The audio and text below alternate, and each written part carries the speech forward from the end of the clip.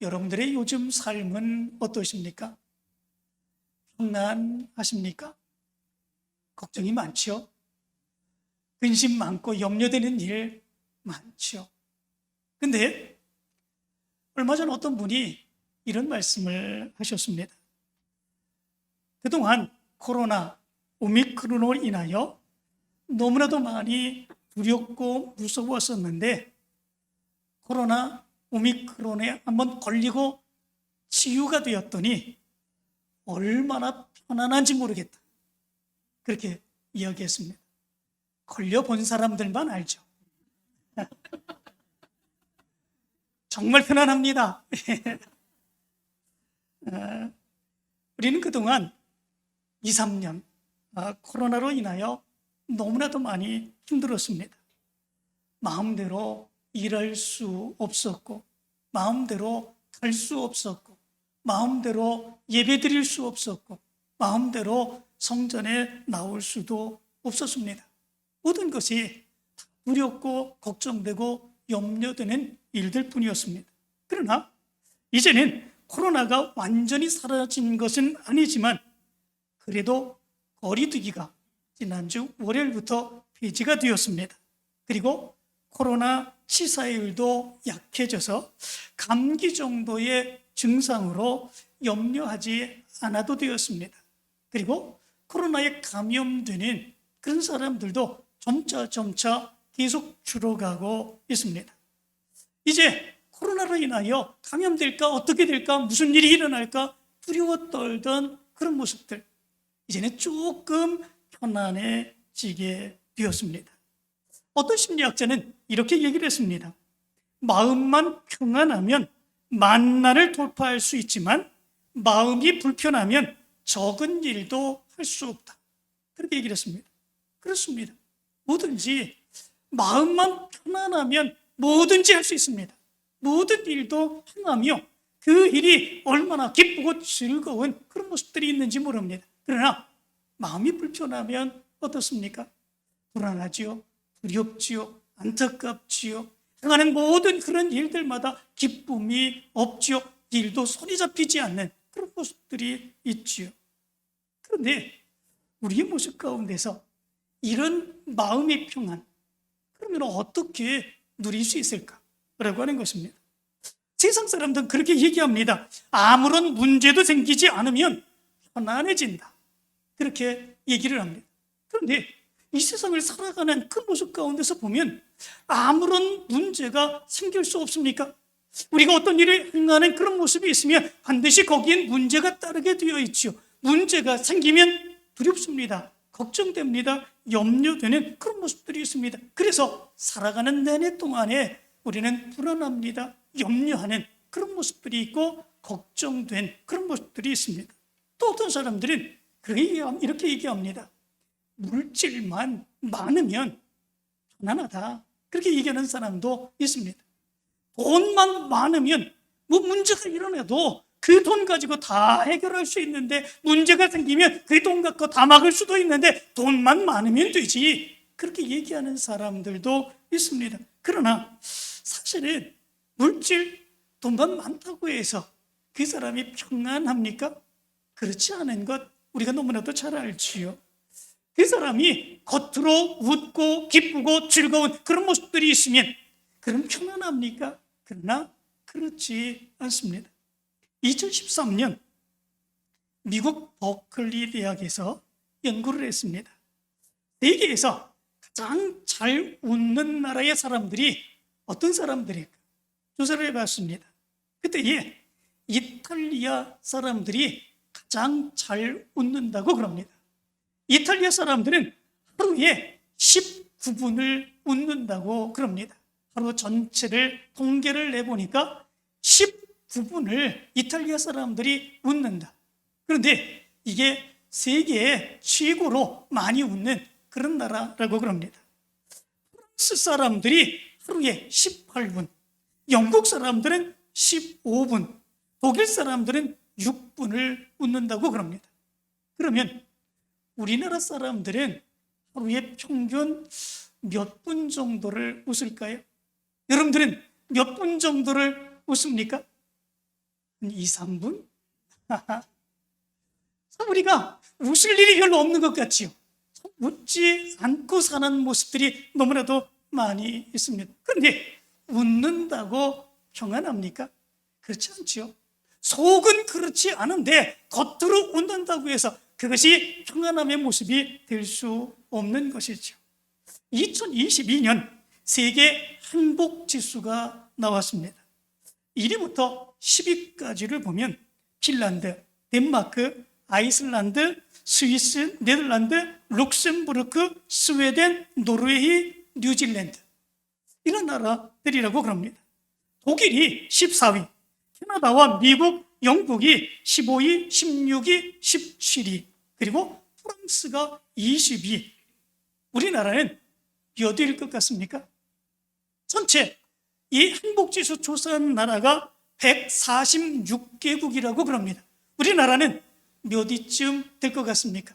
여러분들은 정말 행복합니까? 그 행복의 지수가 어느 정도가 된다고 그럼 생각합니까? 다른 나라에 비교해서 우리나라는 어느 정도 될까? 조사에 의하면 59위라고 그럽니다. 그럼 여기에서 반드시 따라 나와야 되는 것이 있죠. 일본 사람들은 몇 위일까?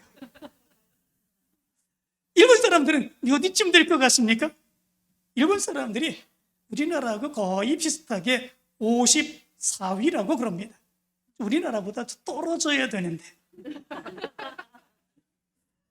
이러한 모습들을 보면 그래도 잘 사는 나라 사람들이 행복지수가 높은 것처럼 이렇게 나왔습니다. 그런데 실제로 그 내면의 모습을 보면 이런 나라가 오히려 자살률들이 최고로 많다라고 하는 것입니다. 자살률들이 굉장히 높습니다. 우리나라도 마찬가지죠. 우리나라가 전 세계적으로 보면 자살률이 굉장히 높은 그런 수준에 있다고 그러지 않습니까? 행복지수를 보면 행복하다고 하는 것은 높은데 그런데 왜 자살률은 이렇게 높을까? 그것은 다른 이유가 있는 것이 아닙니다. 여러 가지 지수를 가지고 자기네들이 이렇게 저렇게 조합을 해서 이 행복지수를 정했기 때문에 그렇습니다. 그러나 그 내면의 모습을 보면 힘든 거죠. 어려운 거죠. 불안한 거죠. 걱정되는 그런 모습들이 있는 거죠. 도저히 이 세상을 살아갈 정말 마음이 없는 그런 모습들이 있는 거죠. 그렇기에 그들은 그렇게 많이 자살합니다. 그런데 돈 없는 나라들, 못 사는 나라들, 그런 나라들은 오히려 이 통계에 의하면 행복지수는 높지 않지만 그러나 자살률은 오히려 최하위인 그런 모습들이 있지 않습니까? 그리고 그 사람들은 얘기하기를 우리는 행복합니다 이렇게 얘기한다라고 하는 거죠. 이런 것들을 보면 돈이 많으면 물질이 많으면 우리가 뭔가를 많이 가지고 있어서 풍부하게 살아가면 그러면 행복할 줄로 생각을 하는데 그리고 평안할 줄로 생각을 하는데 그렇지 않다라고 하는 것을 알 수 있게 됩니다. 그렇다면 권력을 가지고 있으면 평안하겠습니까? 장난이지요. 결코 그럴 수 없습니다. 권력을 가지면 그 권력을 지키기 위해서 불안합니다. 걱정됩니다. 두렵습니다. 권력을 빼앗기면 그 권력 빼앗긴 것으로 인하여 어떻게 될까? 전전긍긍하고 두려워하고 걱정하고 근심하는 그런 모습들이 있지 않습니까? 요즘 보면 굉장히 이슈가 되는 그런 이야기가 있습니다. 그 이야기가 무엇입니까? 검수완박이라고 하는 거지요. 검수완박 이걸 가지고 이 여야가 서로 대치하고 있고 지금 국회의장이 이제 중재를 해서 합의했다라고 하는 이야기를 하고 있습니다. 그런데 이것 때문에 또 여야가 서로 불만족하여 싸우는 이런 모습들이 있지 않습니까? 무엇 때문에 검수완박이라고 하는 이런 이야기가 나오고 이런 법을 정하는 그런 모습들이 있는 것이겠습니까? 다시 말하면 권력을 가지고 있다가 이제 권력을 가지고 있는 가운데 저지른 범죄들, 비리들 혹시 이런 것들이 수사를 통해서 드러날까 생각해서 그러면 내가 처벌을 받게 되는데 그것이 두려운 거 아니겠습니까? 뿐만 아니라 합의를 하는 이제 야당의 측면에서 보면 또 자기네들이 정권을 잡았으니까 나중에는 우리도 저렇게 당하면 어떻게 할까? 라고 하는 것 아니겠습니까? 이렇게 저렇게 서로 타협하고 합의하는 가운데 서로 불만족스러운 그런 모습들이 있게 되는 거죠. 이 이야기가 무엇을 말해주고 있습니까? 권력을 가지고 있다고 할지라도 결코 행복하고 결코 평안하지 않다고 하는 사실을 여기서 얘기해주고 있는 것을 보게 됩니다. 결국은 이 세상의 것들로는 평안한 삶을 살 수 없다는 것입니다. 그래서 찬송가 486장엔 뭐라고 찬송을 합니까? 이 세상에 근심된 일이 많고 참 평안을 몰랐구나. 이 세상에 곤고한 일이 많고 참 쉬는 날 없었구나. 이 세상에 죄악된 일이 많고 참 죽을 일 쌓였구나. 이렇게 찬양하는, 찬송하는 그런 모습들이 있지 않습니까? 이 세상에서는 참 평안을 얻을 수 없습니다. 그렇다면 평안이 없는 이 세상 가운데서 어떻게 하면 우리는 평안을 누리며 평안을 얻으며 살아갈 수 있을까라고 하는 것입니다. 오늘 읽어드린 요한복음 14장 27절은 이렇게 말합니다. 평안을 너희에게 끼치노니 곧 나의 평안을 너희에게 주노라. 내가 너희에게 주는 것은 세상이 주는 것과 같지 아니하리라. 너희는 마음에 근심하지도 말고 두려워하지도 말라. 이렇게 말합니다. 이 이야기는 예수님이 십자가에 달려 죽으신다라고 하는 것입니다. 그 이야기를 듣고 제자들이 불안에 떱니다. 걱정합니다. 근심합니다. 그런데 예수님께서 그들에게 이제 내가 너희에게 평안을 주겠다 이렇게 말씀하고 있는 것을 보게 됩니다. 제자들의 입장 가운데서는 모든 것을 다 버리고 예수님을 따랐지 않습니까? 그런데 그 예수님이 죽으신다는 것입니다. 예루살렘에 올라가서 십자가에 달려 죽으신다는 것입니다. 그렇다면 제자들은 어떻게 되는 것이겠습니까? 그 모습 안에서 불안하고 두려운 것이 당연한 것이지요. 그런데 예수님께서는 불안해하지 말아라 라고 하는 것이요. 내가 너희에게 평안을 주겠다 이렇게 말씀해 주고 있습니다. 그런데 예수님이 평안을 주시겠다 말씀하시는데 예수님이 주시는 평안은 세상이 주는 것과 같지 않다 이렇게 말씀해 주고 있습니다. 그래서 복음성가에는 바로 이 말씀을 따라서 평안을 너희에게 주노라 라고 하는 찬송을 하지 않습니까? 평안을 너희에게 주노라. 세상이 줄 수 없는, 세상이 알 수도 없는 평안을 너희에게 주노라. 예수님이 하신 그런 말씀입니다. 세상에 없는 평안, 세상이 줄 수 없는 평안, 그 평안을 예수님께서 주신다라고 하는 것이지요. 그러면 세상이 주는 평안은 무엇이겠습니까? 금방 사라지는 평안입니다. 금방 있다가도 없어지는 평안입니다. 이 세상 가운데서도 평안이 있습니다. 그렇지만 그게 오래가지 않습니다. 문제는 또다시 생깁니다. 그러므로 인하여 또 불안하고 걱정되고 염려되는 그런 모습들이 있습니다. 잠깐 누리는 평안, 그것이 이 세상에서 누리는 평안의 모습입니다. 뿐만 아니라 많은 것을 가지고 있다고 할지라도, 많은 것을 누리고 있다고 할지라도 언제 없어질까 걱정되고 두려운 그런 모습들이 있습니다. 마음속에는 평안이 없고 두려움만이 있게 되죠. 그런데 예수님이 주시겠다고 하신 평안은 이 세상의 평안과 같지 않다고 말씀해 주고 있습니다. 잠깐의 평안이 아니다 라고 하는 거지요. 오히려 이 세상 가운데서 걱정과 근심과 두려움 가운데서도 그럼에도 불구하고 영원히 누릴 수 있는 평안, 그 평안을 예수님께서 주시겠다 말씀하고 있는 것을 보게 됩니다. 그 평안은 사라지는 것이 아니다 말씀해 주고 있습니다. 그렇다면 그러한 평안은 어떤 평안일까라고 하는 것입니다. 예수님께서 이렇게 말씀하십니다. 평안을 너희에게 끼치노니 곧 나의 평안을 너희에게 주노라. 이렇게 말씀해 주고 있습니다. 평안을 너희에게 끼치노니 곧 나의 평안을 너희에게 주노라. 여기 말씀 가운데 보면 끼치노니 되어 있습니다. 이 끼치노니라고 하는 그런 말은 아피에미라고 하는 말인데, 이 말은 보내다, 가기하다 라고 하는 의미를 가지고 있습니다. 다시 말하면 예수님이 가지고 계신, 예수님만이 누리고 계신 그 평안을 예수님께서 너희에게 보낸다라고 하는 것입니다. 예수님이 가지고 있는 그 평안을 너희에게 가게 하겠다라고 하는 것입니다. 그래서 평안을 가게 하여 너희들로 하여금 그 평안을 누리며 살게 해주시겠다 말씀해 주고 있는 것을 보게 됩니다. 그렇다면 예수님이 가지고 계신 그 평안은 어떤 것이겠습니까? 그것은 하나님과 함께하는 것으로서의 평안입니다. 예수님과 함께하는 것으로서의 평안입니다. 예수님은 항상 하나님과 함께 계셨습니다. 하나님이 그를 도와주셨습니다. 하나님과 함께 하시며 하나님의 놀라운 역사를 이루어 가셨습니다. 요한복음 1장 1절과 2절은 그래서 이렇게 말합니다. 태초에 말씀이 계시니라.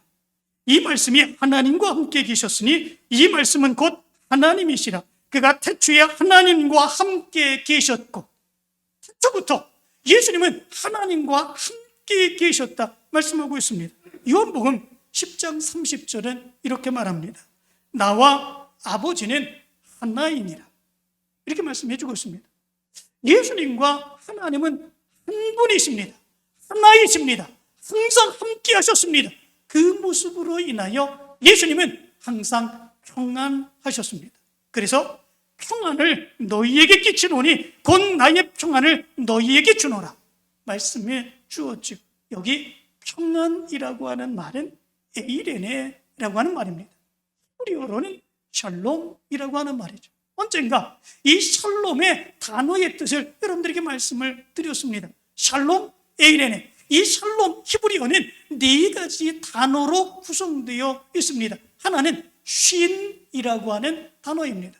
이 단어의 의미는 붙잡다, 움켜쥐다 라고 하는 의미를 가지고 있습니다. 그리고 두 번째 단어는 라메드라고 하는 말입니다. 이 말은 왕의 지팡이, 인도하다라고 하는 의미를 가지고 있습니다. 지팡이로 이제 양들, 짐승들을 인도하는 그런 모습들을 이야기하는 단어입니다. 세 번째 단어는 바브라고 하는 단어입니다. 이 단어는 단어와 단어를 연결시키는 의미 없는 그런 단어이기도 합니다. 그리고 마지막 네 번째는 맴이라고 하는 단어입니다. 이 단어는 생명이라고 하는 의미를 가지고 있습니다. 이 단어를 조합을 해보면 어떤 의미를 가지고 있습니까? 하나님이 우리의 생명을 붙드시고 인도하여 주신다라고 하는 것입니다.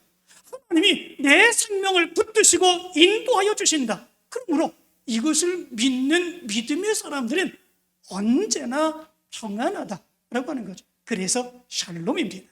샬롬, 이 말을 히브리 헬라어로 번역한 말이 에이레네라고 하는 말입니다. 언제나 하나님이 내 생명을 붙들어 주십니다. 언제나 하나님이 내 삶을 붙들어 주십니다. 그 하나님의 붙드심과 인도하심과 함께하심, 그것을 분명하게 믿는다면 그 어떤 상황 가운데서도 우리는 불안과 두려워하지 아니하고 그럼에도 불구하고 평안하며 살아갈 수 있게 된다라고 하는 것입니다. 그래서 유대인들은 어떤 상황 가운데서도 그들은 인사를 하지요. 샬롬, 인사를 합니다. 이 유대인들이 얼마나 많은 고통과 괴로움과 핍박을 많이 받았습니까? 그런데 고통과 핍박을 받는 그 순간에도 많은 사람들을 향하여 사람들이 인사하는 그 모습 가운데서 샬롬이라고 인사합니다.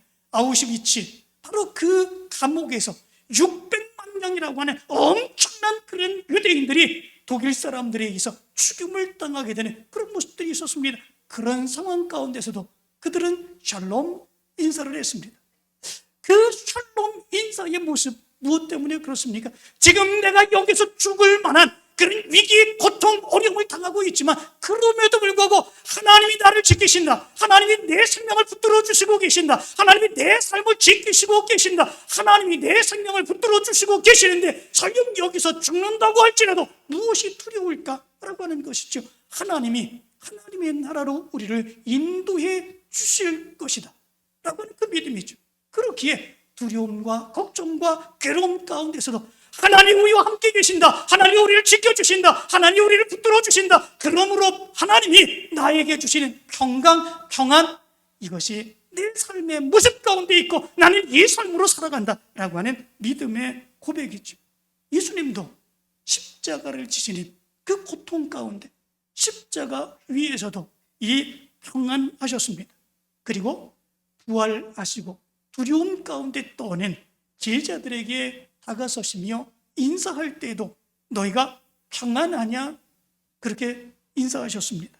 그리고 오늘 본문 말씀 가운데서 예수님께서는 제자들에게 나타나가 너희에게 평강이 있을지어다 이렇게 말씀하고 있는 것을 보게 됩니다. 여기에 평강이라고 하는 말은 평안이라고 하는 말과 같은 말입니다. 샬롬 에이레네, 평안이라고 하는 의미를 가지고 있죠. 너희에게 평안이 있을지어다.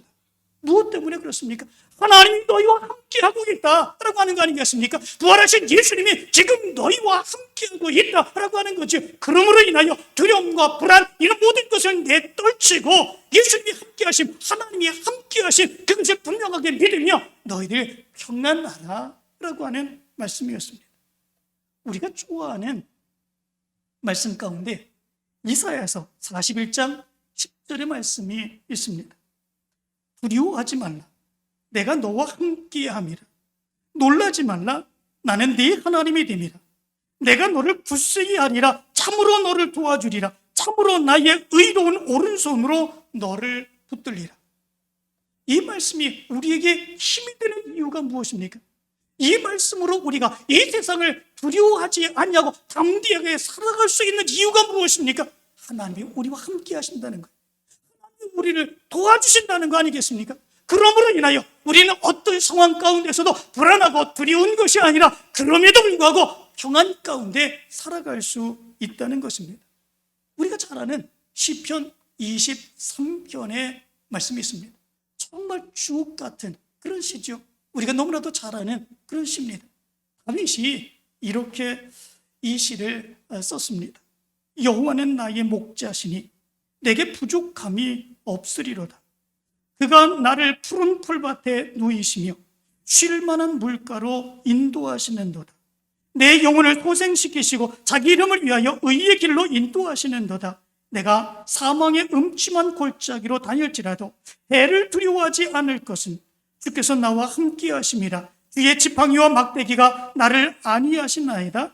주께서 내 원수의 목전에서 내게 상을 차려주시고 기름을 내 머리에 부으셨으니 내 잔이 넘치나이다. 내 평생의 선하심과 인자하심이 반드시 나를 따르리니 내가 여호와의 집에 영원히 살리로다. 다윗이 뭐라고 고백하고 있습니까? 사망의 음침한 골짜기 속에서도 두려워하지 아니하고 불안해하지 아니하고 걱정하지 아니한다라고 하는 거죠. 왜? 하나님께서 자신을 안전하게 지켜주시고 보호해 주실 것이기 때문에 하나님께서 원수들을 이기시고 이제 쉬게 하여 주실 것이기 때문에. 그래서 다윗이 고백하는 거 무엇입니까? 내가 부족함이 없으리로다. 이 고백을 하지 않습니까? 그런데 다윗이 이 고백을 한 시편 23편은 정말 우리가 생각할 때에 참 평안한 가운데서 모든 것을 다 이루고 모든 것에서 만족한 상황 가운데서 이 시가 나왔을 거다 이렇게 생각할 수 있지요. 그의 마음과 생각의 모습이 시로 표현되는 것 아니겠습니까? 그러므로 인하여 다윗이 얼마나 평안했으면 그동안에 어렵고 힘든 일들 많이 있었는데 이제는 모든 것이 다 해결되어서 얼마나 좋았으면 이런 시를 썼을까 이렇게 생각할 수 있습니다. 그러나 결코 그것이 아닙니다. 다윗이 이 시편 23편을 썼을 때는 다윗의 인생 가운데서 가장 힘들고 가장 어려울 때였습니다. 한참 어려움을 많이 당했지요. 특별히 이 사울으로 인하여 없이 죽임을 당할 어려움을 당하고 도망치는 그런 삶을 살았지 않습니까? 그 삶의 모습이 얼마나 힘들고 괴로웠겠습니까? 그러나 그것보다도 더 고통스러운 것이 있었죠. 그것이 무엇입니까? 그 아들 압살롬이 아버지를 죽이겠다고 쿠데타를 일으킨 거죠. 다윗은 신발도 신지 못하고 눈물을 흘리며 도망치는 그런 모습들이 있었던 것을 보게 됩니다. 이런 상황 가운데서 평안이 있을 수 있겠습니까? 이런 상황 가운데 두려움과 걱정과 염려, 언제 죽을지 모르는 불안, 이 모습이 바로 다윗의 마음이었겠죠. 그런데 그런 상황 가운데서 다윗은 이 시편 23편을 썼습니다. 내가 지금 이렇게 심각한 내 인생 전체에 걸쳐서 이렇게 힘들고 어려운 그런 모습이 있다고 할지라도 그럼에도 불구하고 나는 편안하다. 하나님이 나를 지켜주시고 인도하여 주실 것을 믿기 때문이다. 나는 아무것도 부족하지 않다. 이것을 고백하고 있는 것을 보게 됩니다. 왜 그렇습니까? 전능하신 하나님, 인도하시는 하나님, 하나님 우리를 축복해 주시는 하나님, 그 하나님이 나와 함께 계시고 나를 지켜주시고 인도하여 주신다고 하는 그 믿음 때문에 그렇습니다. 그 믿음이 어려운 상황 가운데서도 이렇게 평안한 시를 지을 수 있게 그렇게 했다라고 하는 거죠. 그런데 하나님을 믿는 우리, 예수님을 믿는 우리는 왜 이 다윗과 같은 고백을 하지 못하겠습니까? 다윗처럼 하나님을 바라보지 못하기 때문에 그렇습니다. 다윗처럼 예수님만 바라보며 그의 능력이 바뀌지 못하기 때문에 그렇습니다. 그리고 삶의 상황만 바라보기 때문에 그렇습니다. 자기의 삶의 상황만 바라보면 힘듭니다. 어렵습니다. 문제는 계속됩니다. 그것만 바라보니까 거기에 걱정과 염려와 근심, 두려움이 항상 같이 나오는 그런 모습들이 있죠. 도저히 못 살겠다고 하는 그런 모습들이 나오게 되는 그런 모습들이 있죠. 삶의 상황을 바라보면 그것만 바라보며 그거에 매이게 되면 결코 바로 우리에게는 평안이 없다고 하는 것을 얘기해 주고 있습니다. 평안이 있으려면 어떻게 해야 되겠습니까? 하나님 바라봐야 됩니다. 예수님 바라봐야 됩니다. 하나님이 나와 함께 계시다고 하는 것, 예수님이 나와 함께 하시다고 하는 것, 그것을 분명하게 믿고 바라볼 수 있어야 됩니다. 그럴 때에 세상에 주지 못하는 참된 평안의 모습이 우리의 모습 가운데 있고 유대인처럼 샬롬, 다윗처럼 내가 아무것도 부족하지 않다 고백할 수 있게 되는 것입니다. 사랑하는 성도 여러분, 부활하신 예수님께서 제자들을 찾아가시며 말씀하셨습니다. 바로 너희에게 평강이 있을지어다 말씀해 주셨습니다. 하나님만 믿어라. 그리고 내가 부활해서 너희들과 함께 하겠다라고 하는 것 아니겠습니까? 그러므로 인하여 너희에게 평강이 있을지어다. 지금 제자들에게 평강이 있다는 것입니까? 없다는 것입니까? 없다는 것입니다. 하나님의 말씀을 믿지 못합니다. 예수님께서 말씀하신 것을 믿지 못합니다. 그렇기에 그들은 불안하고 두렵습니다. 그런데 예수님이 부활하신 그 모습으로 제자들에게 다가서시며 내가 너희들과 함께 하겠다. 그러므로 인하여 샬롬, 너희들에게 평강이 있을지어다. 예수님이 말씀하고 있는 것을 보게 됩니다. 나의 등 뒤에서 라고 하는 찬양이 있죠. 나의 등 뒤에서 나를 도우시는 주, 나의 인생길에서 지치고 고나여 매일처럼 주저앉고 싶을 때 나를 밀어주시니 일어나 걸어라. 내가 새 힘을 주리니 일어나 걸어라. 내 너를 도우리. 나의 등 뒤에서 나를 도우시는 주, 때때로 뒤돌아보면 여전히 계신 주, 찬잔한 미소로 바라보시며 나를 재촉하시네. 일어나 걸어라. 내가 새 힘을 주리니 일어나 너 걸어라. 내 너를 도우리. 예수님이, 하나님이 우리와 항상 함께 계시겠다라고 하는 것입니다. 내가 힘주고 보호해주겠다라고 하는 것입니다. 언제나 이것을 믿으면 우리에게 평화가 있습니다. 세상 사람들에게는 잠깐의 평안만 있습니다.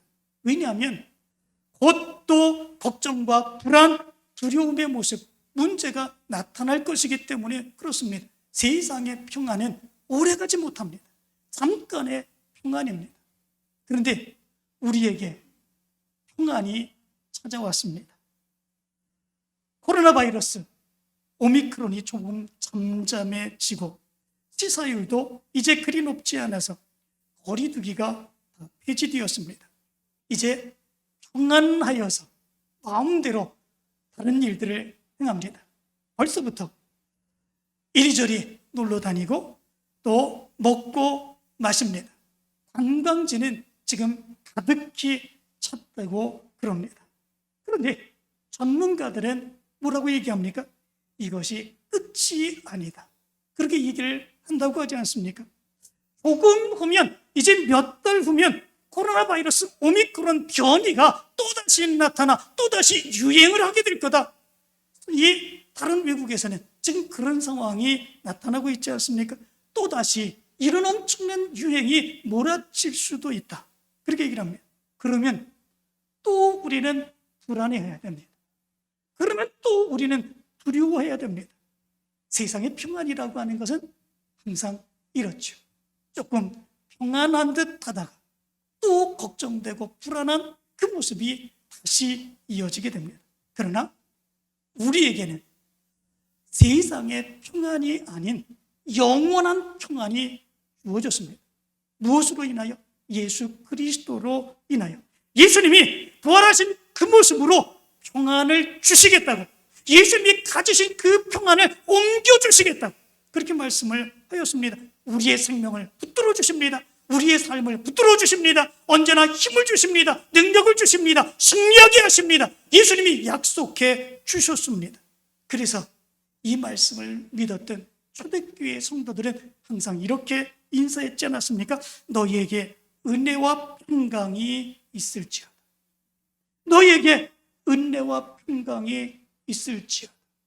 하나님 예수 그리스도를 통해서 나를 구원해 주셨습니다. 나와 함께 하신다고 하는 것을 분명하게 말씀해 주셨습니다. 그것을 믿는 사람에게는 무엇이 있다는 것입니까? 평강, 편안이 있다라고 하는 거죠. 믿음의 사람들은 그래서 항상 어려움 가운데서도 걱정, 근심, 두려움 가운데 살아가지 않고 편안하게 살아가게 됩니다. 부활하신 예수님은 제자들에게 너희에게 평강이 있을지어다 분명하게 말씀을 하였습니다. 평강을 주시겠다고 말씀하셨습니다. 이제 여러분들에게도 이 평강의 역사가 일어나기를 간절히 축원합니다. 어떤 삶의 상황 가운데서도 부활하신 예수님께서 여러분들과 함께 하시고 지켜주시고 보호하여 주심을 믿으며 평안하여 하나님의 뜻을 이루어가는 여러분들 되시기를 간절히 축원합니다. 기도합니다.